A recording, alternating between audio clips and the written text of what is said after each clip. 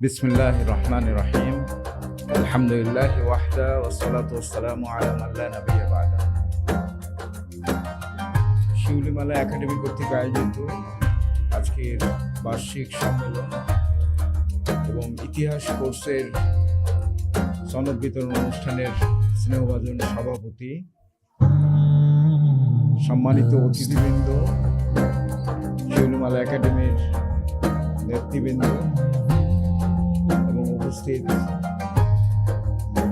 শিউলি এবং শিউলির কলিরা, আসসালামু আলাইকুম ওয়া রাহমাতুল্লাহি ওয়া বারাকাতুহু। অত্যন্ত গুরুত্বপূর্ণ কিছু বক্তব্য আমরা শুনলাম, আর সবচেয়ে আনন্দের যে বিষয়টা সেটা হলো যে শিউলিমালা একাডেমি এগিয়ে যাচ্ছে। তাদের কর্মতৎপরতার যে ডকুমেন্টারিগুলো দেখলাম অত্যন্ত আশান্বিত করছে আমাদেরকে। আলহামদুলিল্লাহ। শিউলিমালা একাডেমির নামকরণ থেকে শুরু করে সবটাই তাৎপর্যপূর্ণ। তাদের কার্যক্রম এবং যে জায়গায় চিহ্নিত করার দরকার ছিল আমাদের সমাজের, ঠিক সেই জায়গাটাই তারা চিহ্নিত করে তাদের কার্যক্রম এগিয়ে নিয়ে যেতে পারছে। যে ইতিহাস আমাদেরকে যেটা বলে, যেখানে যেখানে এই ধরনের উন্নত সভ্যতা তৈরি হয়েছে, যেখানে যেখানে এই উন্নত সভ্যতা তৈরি হয়েছে মুসলমানদের দ্বারা, প্রতিটা জায়গায় শাসকরা কাজ করতেন আদালতের জন্য, ইনসাফ ন্যায়পরায়ণের জন্য কাজ করেছেন।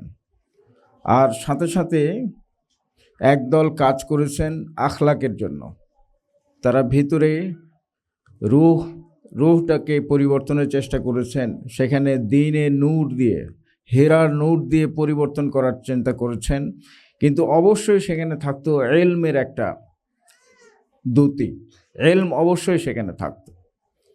তো শিউলিমালা একাডেমি এই দুঃসময়ে, জাতির এই দুঃসময়ে যথাযথভাবে এবং রাসূল সাল্লাল্লাহু আলাইহি সাল্লামের সেই বাণী, মায়েদের যে 3টা হকের কথা, 3বার মায়ের কথা, সেই যথার্থভাবে মায়েরা, ভবিষ্যৎ মায়েরা, বর্তমান মায়েরা, তারা সঠিক হওয়া মানে জাতির অধিকাংশ আখলাক গঠনের দায়িত্বটা একদম নিশ্চিত থাকা গেল।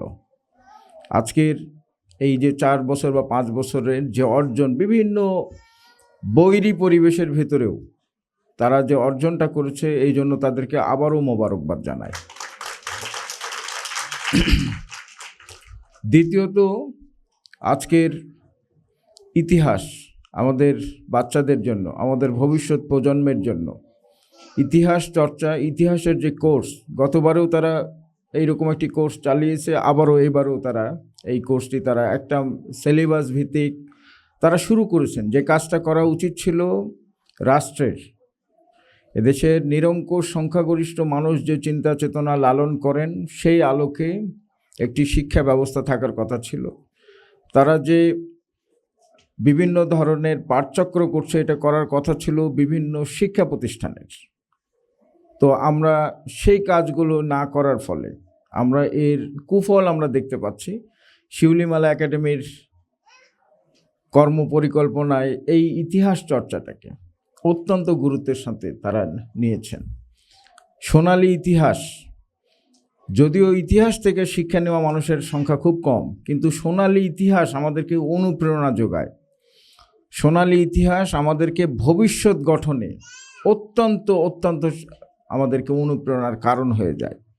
পবিত্র কোরআন থেকে এই যে ইতিহাস চর্চার সূত্র, ইতিহাস চর্চার যে অনুপ্রেরণা, এইটা পাবার ফলেই মুসলমানদের হাতেই ইতিহাস চর্চার একদম প্রাতিষ্ঠানিক সূচনা হয়েছে।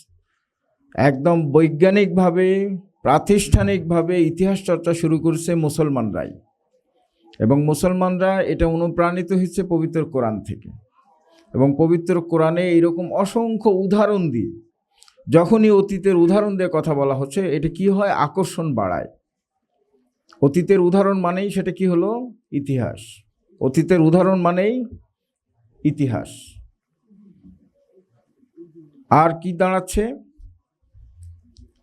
ইতিহাসকে চর্চা যেমনভাবে প্রাতিষ্ঠানিকভাবে শুরু করলো, মুসলমানরা ইতিহাসকে বদলে দেওয়া শুরু করলো। চমৎকার শব্দ শিউলিমালা ইউজ করে, আখলাক এবং আদালত। আখলাক এবং আদালত, এই দুইটা অস্ত্র ছিল। এই দুটা শব্দ আমরা সবাই বুঝি। আমাদের কাজী সালমা অনেক অনেক বিষয়ের অবতারণা করেছে। কোনটা রেখে কোনটা বিষয়ে কথা বলবো এই সংক্ষিপ্ত, অনেক ধরনের, মানে আমাদেরকে স্বপ্ন এত চমৎকারভাবে, মানে নানা বিষয়, আমাদের পরিভাষা থেকে শুরু করে আমাদের এই জাতির অতীত, এই জনপদের অতীত নিয়ে অনেক অনেক বিষয় কথা বলেছে। এই আখলাক এবং আদালত যে তাৎপর্য বহন করে, যেটা আমরা অন্য কোনো শব্দ দিয়ে এর কিন্তু প্রতিশব্দ আমরা আনতে পারি না। এর অনুবাদ আমরা একটা করি কিন্তু আসলে হয় না। আমরা যদি শহীদ শব্দের অনুবাদ করতে চাই, পারবো আমরা? আছে বাংলা ভাষায় কোনো শব্দ? শহীদ শব্দ নাই বলেই আজকে শহীদ সুব্রত হয়, শহীদ সুখরঞ্জন হয়, কারণ শহীদের যে তাৎপর্য অন্য কোনো শব্দে এটা আসছে না। ঠিক তেমনি এরকম কিছু শব্দ ছিল। তো পরিভাষা কেন চেঞ্জ করতে হচ্ছে?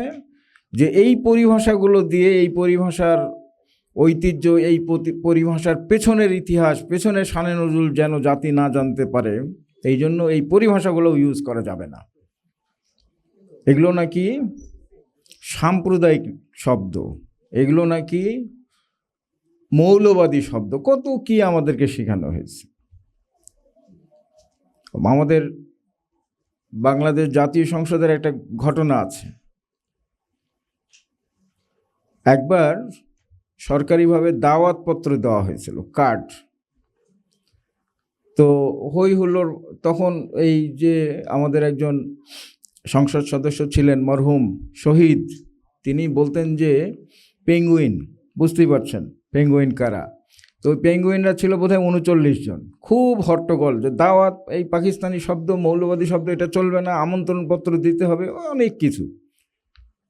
তো তৎকালীন প্রধানমন্ত্রী যিনি ছিলেন, তিনি আবার ছিলেন একজন একদম আরবি জানা মানুষ, কিন্তু অন্যরা বুঝতো না। উনি 3 বার কামেল পাশ করা মানুষ ছিলেন, কিন্তু কেউ জানতো না। ক্লিন শেভ মানুষ, ইংলিশে বক্তৃতা দেওয়া পছন্দ করতেন। পরবর্তীকালে ইংলিশে অনার্স ছিল, কিন্তু উনি কামেল পাশ করেছিলেন 3টা, কলকাতা ইউনিভার্সিটি আলিয়া থেকে। তো উনি সামান্য ভাবে হালকাভাবে উনি দাঁড়িয়ে শুধু বললেন যে আমি এই দাওয়াতপত্রও বুঝি, আমরা আমন্ত্রণপত্রও বুঝি, তো আমার এই দাওয়াতপত্র আমি চেঞ্জ করে দিতে পারি, কোনো অসুবিধা নেই। আমার ইচ্ছা ছিল যে এবার দাওয়াতপত্র হয়েছে, আগামী আমন্ত্রণপত্র হবে, কোনো ব্যাপারই না, তবুও আমি চেঞ্জ করে দেবো দাওয়াতপত্র দিয়ে। তবে বললেন, তবে বলে একে একে নামের অনুবাদ শুরু করে দিলেন, যে এই নামগুলো যদি এভিডেভিট করে এই হয়ে আসেন। অনুবাদ শুরু হয়ে গেছে। অনুগতা চৌধুরী, সমীরণ দেওয়ান, হ্যাঁ, ভগবান দাস, বুঝতেই পারছেন তো। অনুগতা চৌধুরী হলো মতিয়া চৌধুরী, সমীরণ দেওয়ান হলেন নাসিম, আব্দুল মালিক করেছেন ভগবান দাস। মানে অনুবাদ করছেন উনি, যে উনি বোঝাতে চাচ্ছেন যে দাওয়াতের অনুবাদ করলে তো আমন্ত্রণ হয়ে যায়। সুতরাং শব্দের প্রতি এত বিদ্বেষ কেন? শব্দের প্রতি কাজী সালমা যে পরিভাষা বলল, শব্দের প্রতি বিদ্বেষ। আমাদের ওখানে একটা হল আছে, রোকেয়া হল। তো হলটার পুরো নাম হলো বেগম রোকেয়া। ওখানে খোদাই করে লেখা আছে বেগম রোকেয়া, কিন্তু কাগজে কলমে কোথাও আমি এসে দেখছি যে রোকেয়া বলে, শুধু বেগম নাই। আনুষ্ঠানিকভাবে দাওয়াতপত্র টত্র যা করে সব জায়গায় রোকেয়া। কারণ কি?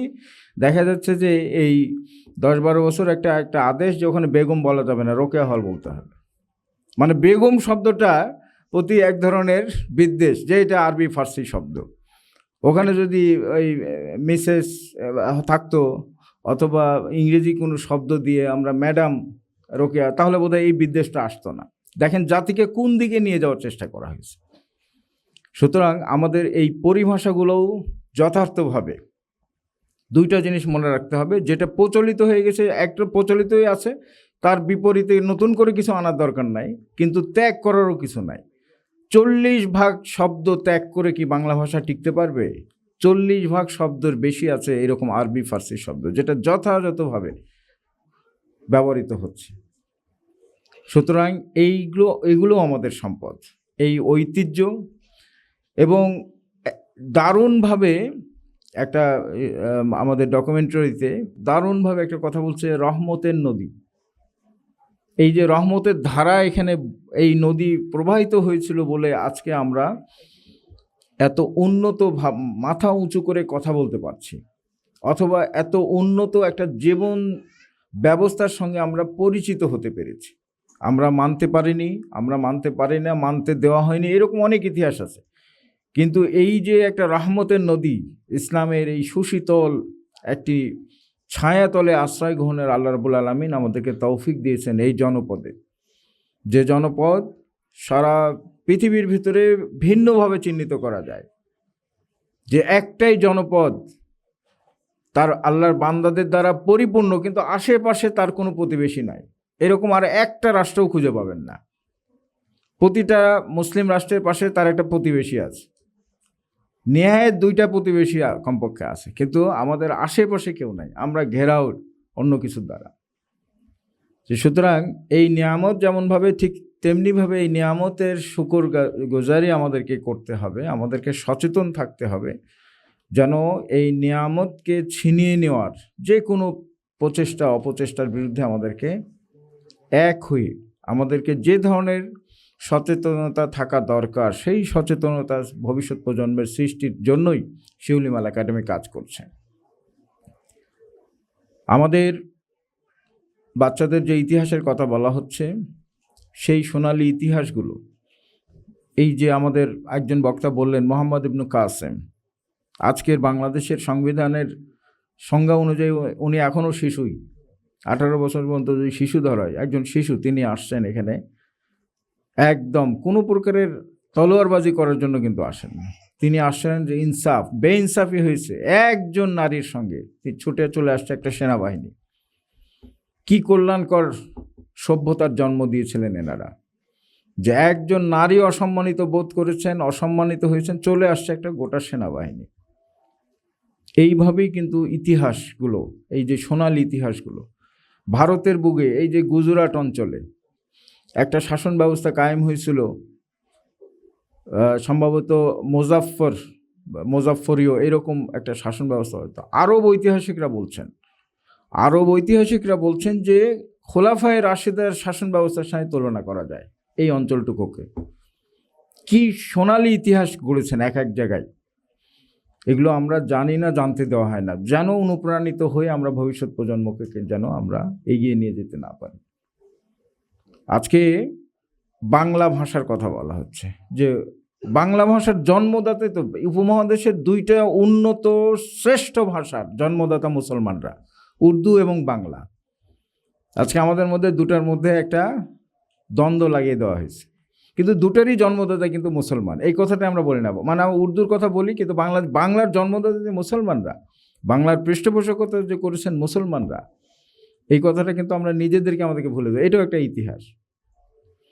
তো সারা পৃথিবীর যত ধরনের কল্যাণকর, আমাদের প্রফেসর রেজা যথার্থই বললেন, যত ধরনের কল্যাণকর মানবতাবাদ আর যত ধরনের আমরা মানে পজিটিভ কথা বলি, সবগুলোর মানেই ইসলাম থাকলেই সবগুলো অটোমেটিক চলে আসে, যার ফলে ইসলামী জ্ঞান আর বলার কোনো দরকার থাকে না। জ্ঞানের স্বাভাবিক প্রবাহ আছে। আপনি যদি আপনার সৃষ্টিকর্তাকে চিনে সেই জ্ঞান চর্চা শুরু করেন, সেটাই ইসলামী জ্ঞান হয়ে যেতে পারে। ইসলামের যে মৌলিক যেটুকু জ্ঞান অর্জন দরকার, যেটুকু ফরজ করা হয়েছে হাদিসের পরিভাষায়, সেটা অর্জন করার পরে আপনি যে জ্ঞানই চর্চা করবেন, সেটা দেখবেন আপনি ইসলামের আলোকে সাজিয়ে নিতে পারবেন।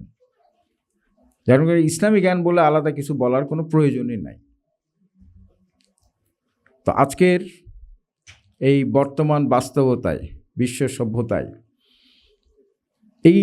এই সাহসী মানুষগুলো, সেই হেরার গুহা থেকে যাদের উত্থান, অসম্ভব সাহসী, অসম্ভব মানবতাবাদী, আবার অসম্ভব ভিশনারি, অত্যন্ত দূরদৃষ্টি সম্পন্ন কার্যক্রমগুলো চালিয়ে যে যারা নতুন একটা পৃথিবী গড়লেন, সারা পৃথিবীব্যাপী যারা একদম হাতে কলমে জাতি গঠন করেছেন, সভ্যতাকে গঠন করেছেন, সেই সভ্যতার এখনো বিকল্প কিছু হয়নি।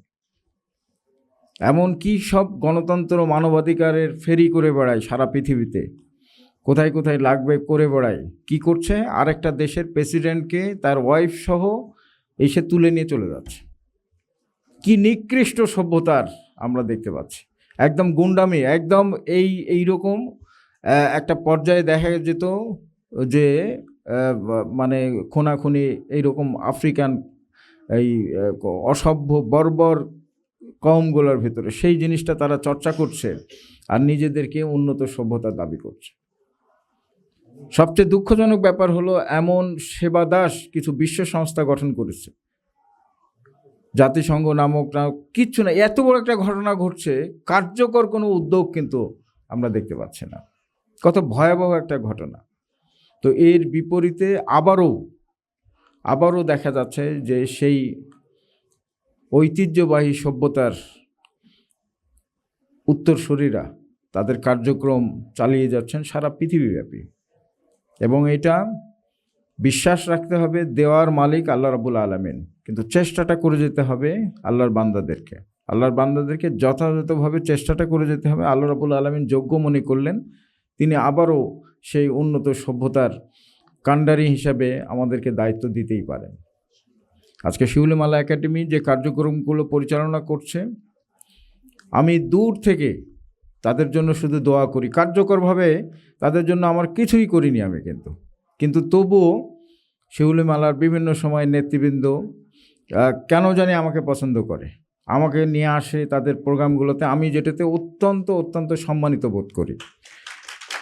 যার ফলে আমাদের বিশ্ববিদ্যালয়ে ভর্তি পরীক্ষা সহ নানা কার্যক্রম কালকেও আছে, আমি এই একদিনের জন্য হলো আমি চলে আসছি, যে এইটার সাথে দুইটা বিষয়, একটু সম্পৃক্ত হওয়া, এই ধরনের একটা বিকল্প প্রতিষ্ঠান এত চমৎকারভাবে তারা কাজ করছে, তাদেরকে আমি শুধুমাত্র অনুপ্রাণিত করতে চাই, তাদের জন্য দোয়া শুধু আমি করি আর কি। তাদেরকে মনে রাখতে হবে তারা যে কার্যক্রমগুলো চালাচ্ছেন, দুইটা জিনিস। হযরত মুআজ ইবনে জাবাল, তাকে যখন রাসূল সাল্লাল্লাহু আলাইহি ওয়াসাল্লাম ইয়ামানের গভর্নর করে পাঠালেন, তখন তিনি তাকে কিছু নসিহত করেছিলেন। তার ভিতরে একটা ছিল এরকম যে আমরা যেটাকে লোকাচার বলি, এই লোকাচারের সাথে লোকজ সংস্কৃতি, স্থানীয় সংস্কৃতির সঙ্গে যদি তাওহীদ এবং রিসালাতের কোনো সাংঘর্ষিক না হয়, তাহলে ওটা বাধা দেওয়ার দরকার নাই। একদম সুস্পষ্ট তাওহীদ এবং রিসালাতের কনসেপ্টের সাথে যদি সাংঘর্ষিক হয়, তাহলে সেটা নিয়ে করতে হবে, বিকল্প দাঁড় করাতে হবে, তাদেরকে বোঝাতে হবে, কিন্তু না হলে দরকার নাই। তো আজকে এই দেশে মুসলমানরা যে ধরনের উন্নত কালচার তারা জন্ম দিয়েছিল, এইগুলো একে তো জানি না, দ্বিতীয়ত জানতে দেওয়া হয়নি, তৃতীয়ত বাধা দিয়ে বন্ধ করা হয়েছে। সব ধরনের কিছু হয়, শুধুমাত্র ইসলামী সংস্কৃতি ধর্মী কোনো কিছু সেগুলোর সাথে আমাদের সম্পৃক্ততা যেন না থাকে, পরিকল্পিতভাবে এই কাজগুলো করা হয়েছে। আর আমরা যে জিনিসটা হয়েছে, অসচেতনতার কারণে আমাদের অসংখ্য করণীয় বিষয় আছে, আমাদের অসংখ্য ঐক্যের জায়গা আছে, সেগুলো বাদ দিয়ে আমরা কি করি, যত অনৈক্যের জায়গাগুলো আমরা খুঁজে বের করি, যেখানে মাসলা মাসাইলের বিষয় আশয়গুলো আছে, একেবারে ঢালাও ফতুয়া মারার জন্য একদল আছে, যেটা তার কোনো কাজে, আরেক দল আবার যেগুলো এই সমস্ত মাসলাবাজি যেখানে হবে সেই বিষয়গুলো আমরা এগুলো অ্যাভয়েড করেও আমরা অনেক কিছু করতে পারি। আমি উদাহরণ দেই, রাসূল সাল্লাল্লাহু আলাইহি ওয়াসাল্লামের হাদিস থেকে দুইটা বিষয়ের দিনের ব্যাপারে চমৎকারভাবে রাসূল সাল্লাল্লাহু আলাইহি ওয়াসাল্লাম উৎসাহিত করেছেন, প্রায় একই ধরনের ফজিলতের কথা বলেছেন। কোনটা? একটা মুহররম, আর একটা কি আরাফার দিবসের রোজা। ওই রোজাটা কিন্তু রাসূল ৯ জিলহজের রোজাও বলতে পারতেন, কিন্তু কি বলছেন? আরাফার দিবসের রোজা। আমি কালচার গঠনের ক্ষেত্রে আমি উদাহরণস্বরূপ এটা বলছি। তো মুহররমের ব্যাপারে রাসূল সাল্লাল্লাহু আলাইহি ওয়াসাল্লাম বললেন যে মদিনার ইহুদিরা রোজা রাখছে, ব্যাপার কি, ওরা রোজা কেন? বলছে যে এই দিন মুসা আলাইহিস সালামের অমুক ঘটনা, নাজাত পেয়েছিলেন ফেরাউনের হাত থেকে, এই জন্য। তো রাসূল বললেন, মুসা তো আমাদেরও নবী, কিন্তু আমরা ইহুদিদের বিপরীত করব, ওরা একটা রোজা করে, আমরা দুটা করব, হয় আগে না হয় পরে। আর আরাফার দিবসের রোজা কেন? যে আরাফার দিনে হাজী সাহেবরা থাকবেন একটা জায়গায়, আরাফার ময়দানে অবস্থান করবেন, একসঙ্গে তাদেরকে ওই দিনটাই একত্রিত থাকতে হয়, তাদের সাথে সংহতি প্রকাশ সারা পৃথিবীব্যাপী, যে আমাদের প্রতিনিধিরা মক্কায় গেছেন, এই যে একটা প্রতিনিধির সম্মান দেওয়া, সারা পৃথিবীব্যাপী মানুষ রোজা করতে পারে। এটা কিন্তু ফরজ করা হয়নি, কিন্তু অত্যন্ত ফজিলতপূর্ণ করা হয়েছে। এই কালচারগুলো আমরা নিয়ে আসতে পারি, এই কালচারগুলোকে আমরা ছড়িয়ে দেওয়ার জন্য। কিন্তু তা না করে আমরা কি করি, মহরমের কালচার নামক কিছু বানানো হয়েছে, গায়ে রক্ত টক্ত একটা বিভৎস ব্যাপার স্যাপার, সেগুলোকে আমরা ইসলামিক কালচার বলছি। অথচ ওই ঘটনার অনেক আগেই কিন্তু মহরমের ফজিলত নিয়ে রাসূল সাল্লাল্লাহু আলাইহি ওয়াসাল্লাম কথা বলেছেন, তাই না? তো ইতিহাসকে আমাদেরকে যথাযথ স্থানে রাখতে হবে। ইতিহাসকে রংচঙের যারা দিয়েছেন, সেটার কেন রং দিয়েছেন? একটা শব্দ আমরা শুনলাম, ওরিয়েন্টালিস্ট। এই ওরিয়েন্টালিস্টরা ওরিয়েন্টালিজম কায়েমের মাধ্যমে ইতিহাসকে, বিশেষ করে মুসলিম ইতিহাসকে এমন পর্যায়ে নিয়ে গেছে, কোনো পর্যায়ে একদম অবৈজ্ঞানিক, কোনো পর্যায়ে শিকড়ের সাথে সম্পর্কহীন। কিন্তু আরব ঐতিহাসিকরা এখন পর্যন্ত পাওয়া যায় উমাইয়া যুগে রচিত ইতিহাসের গ্রন্থ। আব্বাসী যুগে তো আছেই, এবং আছে শুধু না, একটা ইতিহাস গ্রন্থ 15 খণ্ড 20 খণ্ড এই পর্যায়ে বিশাল 40 খণ্ডের ইতিহাস গ্রন্থ আছে। তারিখুর রসুল আল মুলুক, আল বিদায়া ওয়ান নিহায়া, তারিখে ইয়াকুবি, এইরকম অসংখ্য ইতিহাস আছে যেগুলো মূল সোর্সের সঙ্গে। এবং কি, ইতিহাস চর্চা করতে যেও যে একটা মূল্যবোধ লাগে, একটা এথিক্সের ব্যাপার আছে। ইতিহাস চর্চা করতে যেও একটা মূল্যবোধের, সেই মূল্যবোধগুলো কিন্তু এই ইতিহাস গ্রন্থগুলোতে আছে। সত্য এবং মিথ্যা কোনটা জনগণ এমনি বুঝে নিতে পারে।